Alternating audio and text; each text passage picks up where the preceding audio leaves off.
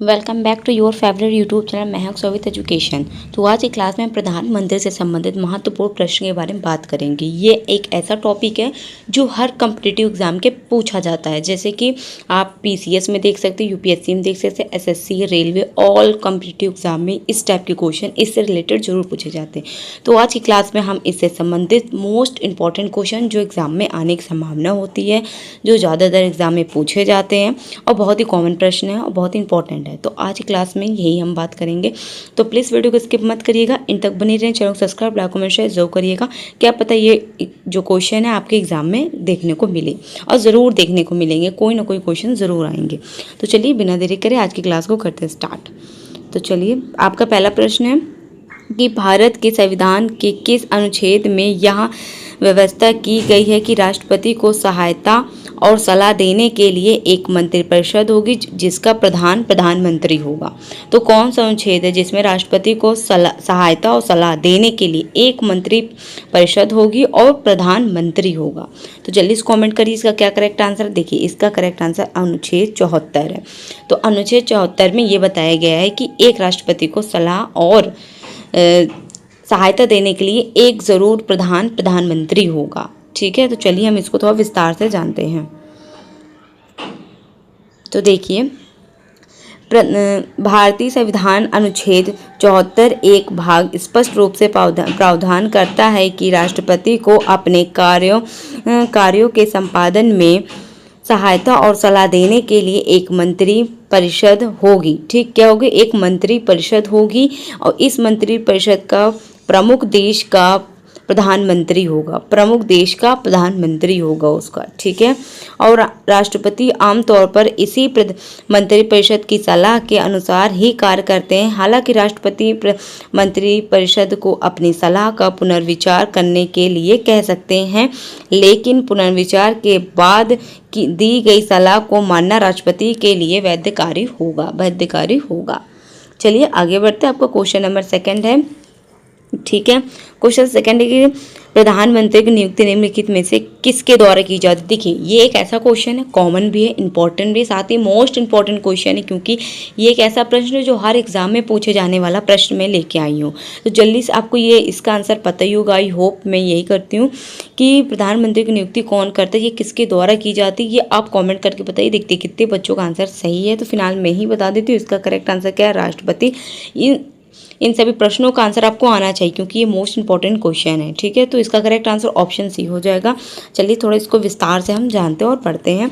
तो संविधान अनुच्छेद 75 के अनुसार, देखिए आप ध्यान रखिए, अनुच्छेद 74 में राष्ट्रपति की सहायता, ये जो मंत्री का जो सलाह देता है उसके बारे में बताया गया, लेकिन अनुच्छेद 75 की बात करें जिसमें प्रधानमंत्री नियुक्ति और के बारे में बताया गया कि कौन नियुक्ति करता है। तो फिलहाल इसकी नियुक्ति कौन करता है? राष्ट्रपति करता है। भारत का राष्ट्रपति जो है प्रधानमंत्री की नियुक्ति करता है।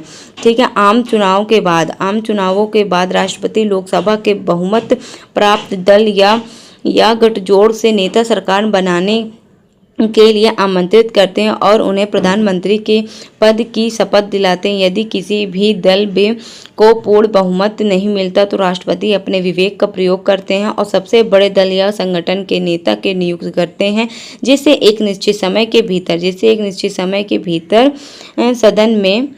सदन में अपना बहुमत साबित करना पड़ेगा। चलिए, आई होप आपको क्वेश्चन समझ में आ रहे होंगे। प्लीज़ चैनल को सब्सक्राइब, लाइक, कमेंट, शेयर जरूर करिएगा। आपका अगला प्रश्न, इसका आंसर आप कमेंट करके जरूर बताइए। देखते हैं आप टोटल क्वेश्चन में से कितना एक्यूरेट आंसर आप दे पाते हो। रिस्पॉन्स देखते हैं क्या है।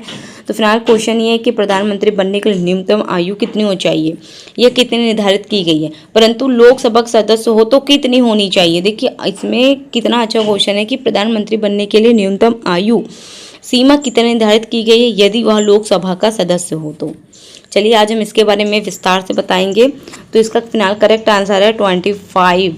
क्या है? 25 इसका ईयर्स ओल्ड, मतलब 25 वर्ष का होना चाहिए प्रधानमंत्री के। अगर आप पद पे कोई व्यक्ति जो प्रधानमंत्री बनना चाहता है तो उसके लिए एज है 25। यदि वो लोकसभा का सदस्य हो तो 25 होगा। चलिए हम इसको थोड़ा विस्तार से पढ़ते हैं कि भारतीय संविधान के अनुसार प्रधानमंत्री को संसद के किसी भी एक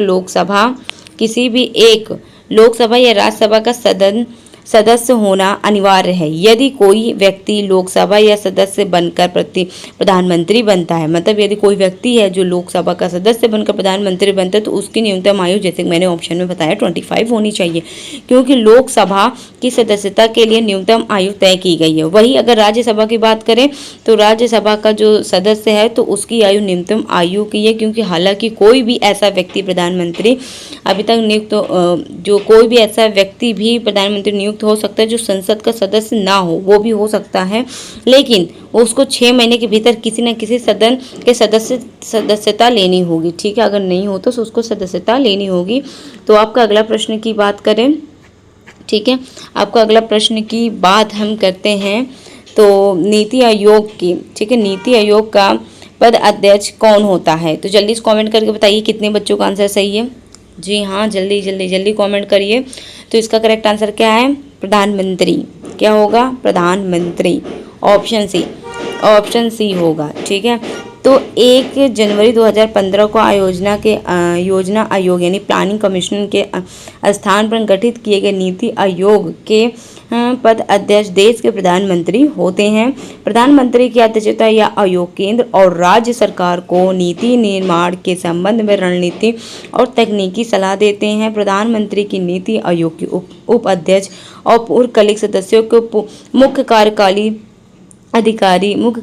अधिकारी और सीईओ जिसे हम बोलते हैं की नियुक्ति करते हैं। इसके अलावा राष्ट्रीय विकास परिषद यानी एनडीसी के अंतर्राज्य परिषद को अध्यक्षता की प्रधानमंत्री ही करता है। चलिए, आई होप आपको क्वेश्चंस अच्छे लग रहे हो। आगे बढ़ते हैं। संसद के किसी भी सदन या सदस्य रहे बिना कोई व्यक्ति कितने समय तक प्रधानमंत्री या मंत्री पद पर रह सकता है? ये अभी मैंने पिछले में बताया कि अगर कोई व्यक्ति लोकसभा या सदन बोले तो सदन तो आपको पता है 2 होते हैं, कौन से? लोकसभा और राज्यसभा। तो लोकसभा या राज्यसभा में अगर कोई उसकी सदस्य है तो वो प्रधानमंत्री बन सकता है, परंतु अगर नहीं है तो उसे 6 महीने के भीतर ही उसे कोई पद वो सदस्यता उसको लेनी होगी। तो कितने महीने की गैप होनी चाहिए? 6 मंथ की। ठीक है, तो चलिए इसको विस्तार से जानते हैं। देखिए, आप 74 भी पढ़ चुके हो, 75 भी, अब इसके बारे में थोड़ा जानते हैं कि संविधान के अनुसार 75 5 भाग में स्पष्ट प्रावधान है कि कोई भी मंत्री, जिसमें प्रधानमंत्री भी शामिल जो है, ठीक है, जो निरंतर 6 महीने की किसी अवधि तक किसी सदन के सदस्य नहीं है तो वह अवधि समाप्ति प्रधानमंत्री पद पे नहीं रहेगा। क्या है? अभी जैसे मैंने, अगर वो 6 महीने के भीतर किसी सदन में वो सदस्यता नहीं ले रहा है, नहीं लिया, तो उसको क्या है, उसके मंत्री पद पर उसकी समाप्ति हो जाएगी। इसका तात्पर्य यह है कि राष्ट्रपति किसी भी बाहरी व्यक्ति को प्रधानमंत्री नियुक्त कर सकते हैं, बशर्ते वह व्यक्ति पद ग्रहण करने की तारीख से 6 महीने के भीतर कोई चुनाव जीतकर या मनोनीत होकर लोकसभा या राज्यसभा की सदस्य प्राप्त कर ले, जैसे कि मैंने अभी बताया। तो आगे बढ़े। ओके, तो आपका अगला प्रश्न क्या है? ठीक है, अगला प्रश्न है कि भारत के पहले गैर कांग्रेसी प्रधानमंत्री कौन थे? तो आपका एक प्रश्न तो ये बनता है कि भारत के पहले गैर कांग्रेसी प्रधानमंत्री कौन थे। बट आपका नेक्स्ट क्वेश्चन देखिए, एक ही क्वेश्चन में 2 क्वेश्चन थे, जिन्होंने पूर्ण रूप से एक गैर कांग्रेसी सरकार का नेतृत्व किया। चलिए बताइए, इसका करेक्ट आंसर क्या है? मोरारजी देसाई जो हैं, इन्होंने इनका करेक्ट आंसर, इस क्वेश्चन का करेक्ट आंसर मोरारजी देसाई हैं। वर्ष 1977 में आम चुनाव के बाद देश के आपातकालीन यानी इमरजेंसी के समाप्ति पर पहली बार गैर कांग्रेसी सरकार बड़ी जनता पार्टी के गठबंधन के भारी बहुमत हासिल किया और मोरारजी देसाई भारत के चौथे प्रधानमंत्री। अगर आपसे पूछे मोरारजी देसाई जी भारत के कितने नंबर पे आते हैं प्रधानमंत्री में, तो ये कौन से हैं? तो ये चौथे हैं। ठीक है, प्रथम तो आपको पता ही है जवाहरलाल नेहरू हैं, और चौथे कौन हैं? जी हाँ, करेक्ट आंसर आपने एकदम सही बताया। एंड पहले गैर कांग्रेसी प्रधान, अगर आपसे पूछे पहले गैर कांग्रेसी प्रधानमंत्री कौन है और चौथे कौन है, तो मोरारजी देसाई हैं। हालांकि यह सरकार आंतरिक मतभेदों के कारण 5 वर्ष का कार्यकाल पूरा नहीं कर सकी और 1969 में गिर गई। इसके बाद पूरे 5 साल बाद कार्यकाल पूरा करने के वाले गैर कांग्रेसी प्रधानमंत्री बनने का गौरव अटल बिहारी वाजपेयी 1999 से 2004 को प्राप्त हुआ। आपका अगला प्रश्न की ओर बढ़ते हैं। तो आपका अगला प्रश्न, निम्नलिखित में से भारत के कौन से प्रधानमंत्री अपने कार्यकाल के दौरान कभी भी संसद या लोकसभा में उपस्थित नहीं हुए। तो ये इतना अच्छा क्वेश्चन है कि क्या ही बोलूँ मैं, बहुत ही ज़्यादा मोस्ट इंपॉर्टेंट क्वेश्चन। इसको सभी बच्चे टिक कर लीजिए, क्योंकि ये जो क्वेश्चन है अधिकतर एग्जाम में पूछे जाते और काफ़ी ज़्यादा ये इसकी मतलब क्वेश्चन आए कई बार, क्योंकि ये प्रधानमंत्री अपने कार्य के दौरान मतलब ऐसा कौन से प्रधानमंत्री भारत के थे जो कार्यकाल के दौरान कभी संसद ही नहीं गए, मतलब लोकसभा में उपस्थित ही नहीं हुए। तो देखिए इसका करेक्ट आंसर मैं आपको बता दूं, इसका करेक्ट आंसर है चौधरी चरण सिंह। जो चौधरी ऑप्शन सी देख रहे हैं, चौधरी चरण सिंह है, ये कभी लोकसभा में शामिल ही नहीं हुए, ना ही कभी इन्होंने गए, उपस्थिति नहीं दिए, लेकिन ये यही हैं जो भारत के ऐसे प्रधानमंत्री जो लोकसभा में उपस्थित नहीं हुए। ठीक है, तो चलिए इसके बारे में थोड़ा हम जानकारी लेते हैं कि चौधरी चरण सिंह भारत के 5वें प्रधानमंत्री थे। पहले कौन है, जवाहरलाल नेहरू, और दूसरे और तीसरे आप कमेंट करके बताइए कि दूसरे और तीसरे कौन है। जैसे कि आपको पता है चौथे कौन थे, मोरारजी देसाई, और 5वें प्रधानमंत्री कौन है, जी हाँ, चौधरी चरण सिंह जी हैं, जिनका कार्यकाल 28 जुलाई से 1969 से 14 जनवरी 1980 तक रहा। इन्होंने कांग्रेस के भारी समर्थन सरकार बनाई थी, लेकिन इससे पहले की सरकार संसद को अपना बहुमत साबित करने के लिए लोकसभा के सत्र में शामिल होती है। ठीक है, शामिल होती कांग्रेस ने अपना समर्थन वापस ले लिया। ठीक है, अपना समर्थन जो उन्होंने किया था वो वापस ले लिया। इसके परिणाम स्वरूप चौधरी चरण सिंह ने संसद का सामना किए बिना अपने पद से इस्तीफा दिया। इसी कारण वे अपने पूरे प्रधानमंत्रित्व काल में एक बार भी संसद नहीं जा सके। आगे बढ़े, जी हाँ, इसका करेक्ट आंसर आप कमेंट करके बताइए। प्रधानमंत्री के कर्तव्य और राष्ट्रपति की सूचना देने वाले कौन सा प्रावधान है, जल्दी बताइए। प्रावधान संविधान के किस अनुच्छेद में वर्णित है? जी हाँ, करेक्ट आंसर क्या है, 78, अनुच्छेद 78 यानी आर्टिकल 78 में हमें बताया गया है कि प्रधानमंत्री कर्तव्य और राष्ट्रपति की सूचना देने वाले संबंधित प्रावधान उपस्थित हैं। तो चलिए आइए थोड़ा विस्तार से हम जानते हैं इनके बारे में। तो संविधान का अनुच्छेद 78 विशेष रूप से प्रधानमंत्री के कर्तव्य को परिभाषित करता है। ठीक है, 78 क्या परिभाषित करता है, प्रधानमंत्री के कर्तव्य को परिभाषित करता है, जो राष्ट्रपति के प्रति होता है, मतलब राष्ट्रपति के प्रति होते हैं। और इसके तहत प्रधानमंत्री यह कर्तव्य के संघ प्रशासन और विधान संबंधी मंत्रिपरिषद के सभी निर्णयों की जानकारी राष्ट्रपति को दें। ठीक है, यदि राष्ट्रपति प्रशासन किसी कानूनी प्रस्ताव को संबंध में कोई विशेष जानकारी मांगते हैं तो वह उन्हें उपलब्ध कराना प्रधानमंत्री की जिम्मेदारी है। यह अनुच्छेद राष्ट्रपति और मंत्रिपरिषद के बीच संवाद के मुख्य सेतु रूप से प्रधानमंत्री की भूमिका को स्थापित करता है। अब आगे बढ़े, जी हाँ, आपका अगला प्रश्न है कि भारत में केंद्रीय मंत्रिपरिषद के मंत्रियों विभागों का बंटवारा और उसमें फेरबदल कौन करता है? तो जल्दी से बताइए क्या है करेक्ट आंसर, जल्दी। हाँ, ये सही है। इसका करेक्ट आंसर है ऑप्शन बी, प्रधानमंत्री की सलाह पर राष्ट्रपति। तो चलिए आइए हम इसको अच्छे से थोड़ा जानते हैं। तो यद्यपि संविधान के अनुसार सभी मंत्री राष्ट्रपति के प्रसाद पर्यंत during the pressure of the precedence, ठीक है, प्रेशर ऑफ द प्रेसिडेंस इस पद धारण करते हैं, तो लेकिन व्यवहारिक रूप से मंत्री को नियुक्ति और उनके विभागों का आवंटन पूरी तरह प्रधानमंत्री के विवेक पर निर्भर करता है। प्रधानमंत्री जिस व्यक्ति को नाम की सिफारिश करते हैं, राष्ट्रपति उसे ही नियुक्त करते हैं। ठीक, उनकी सिफारिश पर नियुक्ति ही करते हैं राष्ट्रपति। प्रधानमंत्री जब चाहे किसी को भी मंत्री का विभाग बदल सकते हैं। जो प्रधानमंत्री होते हैं उनके पास ये पावर होती है कि जब चाहे किसी भी मंत्री का विभाग जो है वो बदल सकते हैं या किसी मंत्री को इस्तीफा मांग सकते हैं। जो प्रधानमंत्री हो हैं उनकी ये पावर है कि किसी भी मंत्री का इस्तीफा भी मांग सकते हैं और साथ ही किसी भी मंत्री का विभाग जो है वो बदल सकते हैं। यदि कोई मंत्री इस्तीफा देने से इनकार करता है तो प्रधानमंत्री होता है राष्ट्रपति से बर्खास्त करने की सलाह दे सकते हैं। चलिए आपका अगला प्रश्न है कि अविश्वास प्रस्ताव, ये तो सामने ही आपको ऑप्शन देखिए, चलिए कोई नहीं, नॉन कॉन्फिडेंस मोशन के कारण पद को हटने वाले प्रधानमंत्री के पहले प्रधानमंत्री कौन थे? चलिए बताइए। तो इसका करेक्ट आंसर क्या है आपको तो पता ही है, विश्वनाथ प्रताप सिंह यानी वीपी सिंह। आप सुने होंगे, प्रधानमंत्री के पद पे भी हैं ये, तो जल्दी से बताइए। देखो, इसको एक लॉजिक तरीके से भी याद कर सकते हैं कि अविश्वास प्रस्ताव के कारण पद से हटने वाले, मतलब कौन से ऐसे प्रधानमंत्री हैं जो अविश्वास प्रस्ताव के कारण वो हटे हैं। तो आप ये याद कर सकते हैं, अविश्वास यानी विश्वनाथ, बीच में विश्वास विश्वनाथ, तो आप इससे लॉजिक लगा कर थोड़ा याद कर सकते हैं, ट्रिक है। तो विश्वनाथ प्रताप सिंह। चलिए थोड़ा अब इसको हम डिटेल से जानते हैं।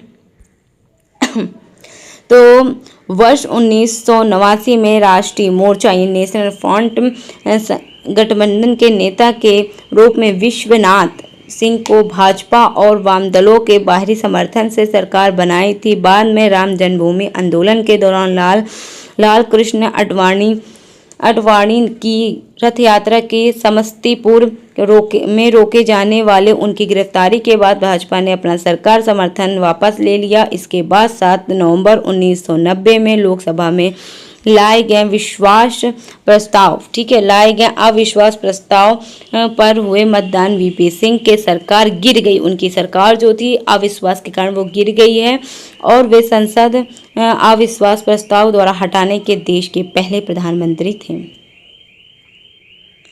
आपका अगला प्रश्न है कि यदि जो भारत के प्रधानमंत्री राज्यसभा के सदस्य हैं, ठीक है, यदि जो भारत के प्रधानमंत्री हैं वो राज्यसभा के सदस्य हैं, तो निम्नलिखित में से कौन सी स्थिति बनेगी। ऑप्शन ए है कि वे बजट पर केवल राज्यसभा में ही बोल सकते हैं। ऑप्शन बी, वे अविश्वास प्रस्ताव की स्थिति में अपने पक्ष में वोट नहीं दे पाएंगे। ऑप्शन सी, उन्हें 6 महीने के भीतर लोकसभा की सदस्यता लेनी होगी। ऑप्शन डी, वे केवल लोकसभा के सत्रों में ही भाग ले सकते हैं, राज्यसभा में नहीं। कमेंट करके बताइए इसका क्या करेक्ट आंसर है। बहुत ही इम्पोर्टेंट क्वेश्चन है, ये समझ लीजिए। तो फिलहाल इसका करेक्ट आंसर मैं बता दूं, option B that is a correct answer. वे अविश्वास प्रस्ताव की स्थिति में, जब उनका अविश्वास इस प्रस्ताव की स्थिति में, वो अपने पक्ष को वोट नहीं दे पाएंगे। चलिए थोड़ा इसको विस्तार से हम जानते हैं। तो अविश्वास प्रस्ताव के कारण लोकसभा में ही पेश और पारित किया जा सकता है। संसदीय नियमों के अनुसार किसी भी प्रस्ताव या विधेयक पर मतदान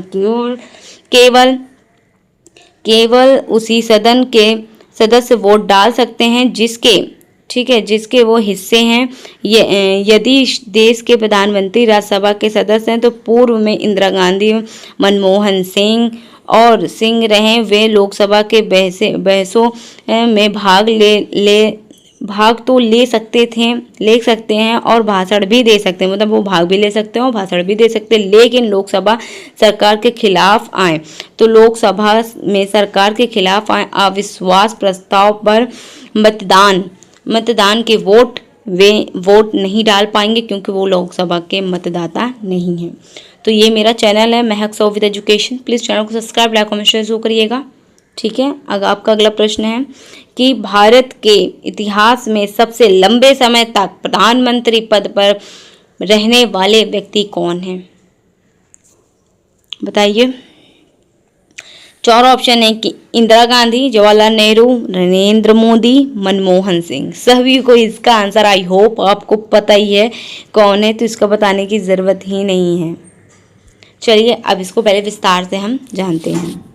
देखिए व्याख्या क्या है कि भारत के पहले प्रधानमंत्री पंडित जवाहरलाल नेहरू के नाम से देश में लंबे समय तक प्रधानमंत्री बने रहने की कीर्तिमान दर्ज है, ठीक है, दर्ज है। 15 अगस्त 1947 को स्वतंत्रता मिलने के बाद सफलता मिलने से लेकर 27 मई 1964, मतलब 15 अगस्त 1947 से लेकर 27 मई 1964 को लगातार उनको अपने निधन तक लगातार 16 वर्ष और 286, मतलब 16 वर्ष 286 दिनों तक इस पद पर आसीन रहे। तो आप समझ सकते हो 16 वर्ष उन्होंने प्रधानमंत्री का पद संभाला और 286 दिन, ठीक है। इसके बाद दूसरे सबसे लंबे कार्यकाल हैं, इनका रिकॉर्ड बना, इनकी पुत्री हैं, इनकी बेटी यानी इंदिरा गांधी का नाम, जो 2 अलग अलग अवधियों में कुल मिलाकर 15 वर्ष तक बनी रही। ये 15 वर्ष तक है। वर्तमान में नरेंद्र मोदी हैं जो 2014 से अभी तक हैं और ये लगातार इस पद पर बने हुए हैं अभी। क्वेश्चन नंबर आपका नेक्स्ट है कि संघीय मंत्रिपरिषद सामूहिक रूप से किसके प्रति उत्तरदायी होते हैं? टेल मी, इसका करेक्ट आंसर क्या है?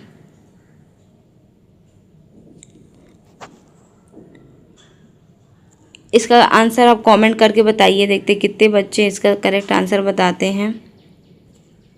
तो देखिए, संघीय मंत्रिपरिषद सामूहिक रूप से किसके उत्तरदायी होते? 4 ऑप्शन है, राष्ट्रपति, प्रधानमंत्री, लोकसभा के प्रति या फिर संसद के दोनों सदनों के प्रति। जल्दी से कमेंट करके बताइए, ये आंसर आपके लिए है। इसका आंसर आप कमेंट करके जरूर बताइएगा। And thank you for watching my videos. आज की क्लास कैसी लगी कमेंट सेक्शन ज़रूर बताइएगा। तो आज की क्लास को हम यही विराम देते हैं। प्लीज़ चैनल को सब्सक्राइब, लाइक, कमेंट, शेयर ज़रूर करिएगा। और हमारी वीडियो से कुछ आपको जानकारी मिली, आपको हमारी वीडियो अच्छा लगा, हमारा कंटेंट अच्छा लगा, तो प्लीज़ चैनल को सब्सक्राइब, लाइक, कमेंट, शेयर जरूर करेगा। और हाँ, आप कमेंट जरूर करके बताइए यदि आपका कोई टॉपिक जो आप कंफ्यूज में है या आपको वो कंटेंट, वो सब्जेक्ट या कोई टॉपिक आपको क्लियर करना है तो कमेंट ज़रूर करके बताइएगा। मैं वो टॉपिक, नेक्स्ट टॉपिक आपकी होगी, वीडियो पर अपलोड, चैनल पर अपलोड हो जाएगी वो वीडियो।